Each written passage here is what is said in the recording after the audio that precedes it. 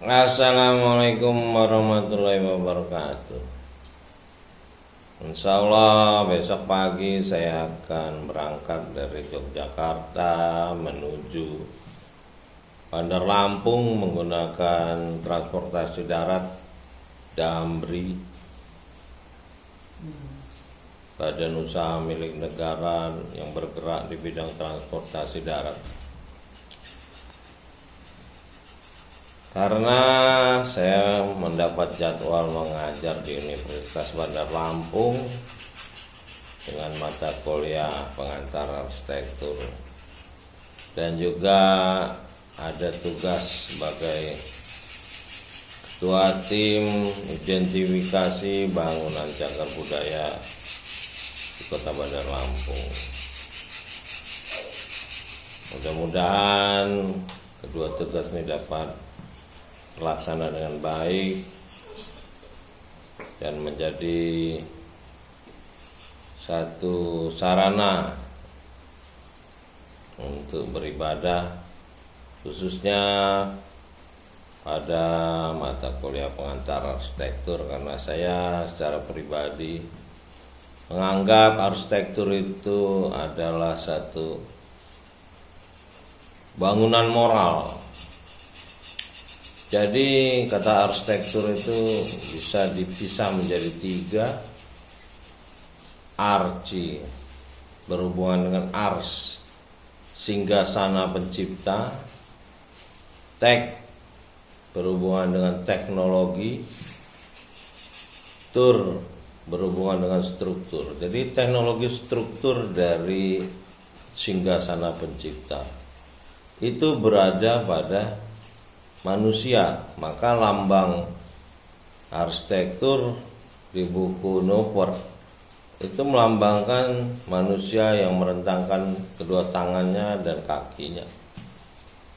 Jadi ciptaan yang paling sempurna dari sang pencipta adalah manusia, sehingga seluruh makhluk di alam semesta ini diperintahkan untuk bersujud kepada manusia yang akan menjadi khalifah. Khalifah di sini artinya dia akan menerima tuntunan dari pencipta untuk mengendalikan alam semesta, sehingga pencipta menurunkan ruh yang berisi Quran gaib, petunjuk secara gaib, lalu diikuti dengan petunjuk-petunjuk dari beberapa nabi sampai terakhir kitab suci Al-Quran yang diterima oleh nabi terakhir Khatamun Anbiya Muhammad SAW. Nah, dengan selesainya kitab yang diturunkan pencipta, maka para nabi di stop, sehingga manusia-manusia dianggap punya kemampuan berpikir untuk menyampaikan, menjadi rasul, menyampaikan petunjuk-petunjuk berikutnya kepada sesama manusia. Sehingga itulah syafaat daripada Muhammad SAW berupa Quran. Nah, ketika Quran ini dipahami secara bahasanya oleh bangsa Arab, maka bangsa Arab menjadi bangsa yang memberi pencerahan di seluruh dunia. Dalam waktu 100 tahun merentanglah kekuasaan Islam di barat dan timur, Eropa sampai Asia. Dan dunia pun berubah. Yang sebelumnya suka terjadi peperangan, lalu pembantaian manusia walaupun itu atas nama agama, dan dengan petunjuk kitab Al-Quran yang memuliakan manusia, manusia itu adalah lambang kemuliaan, sehingga peri kemanusiaan yang adil dan beradab menjadi satu tuntunan untuk seluruh umat manusia. Itulah Muhammad itu sebagai rahmatan lil alamin. Sehingga hari ini kita bisa lihat bahwa di mana-mana orang mendengungkan kemanusiaan yang adil dan beradab. Tapi pada kenyataannya ternyata banyak sekali perilaku manusia yang tidak sesuai dengan tuntunan yang ada pada kitab suci yang terakhir. Kenapa? Karena Quran yang tadinya menjadi tuntunan bangsa Arab, ketika bangsa-bangsa lain juga mengikuti agama Islam menurutnya, mereka merasa kitab sucinya Quran, tapi mereka tidak mengerti secara bahasa Arab semua. Artinya mereka kayak bangsa Indonesia mengertinya bahasa Indonesia, sehingga ada terjemahan bahasa Indonesia. Nah, kenapa umat Islam di Indonesia menjadi kontradiksi dengan kitab suci yang diimaninya? Karena mereka tidak memahami bahasa Arab seluruhnya.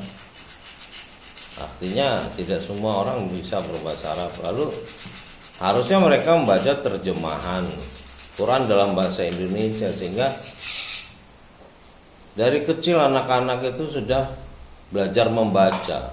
Harusnya mereka membaca kitab suci Quran itu sebagai orang Islam yang sudah bisa membaca sampai tamat, sehingga itu menjadi satu etika bagi mereka yang mengaku mengimani Al-Quran. Jadi bukan mengimani dalam arti tidak paham.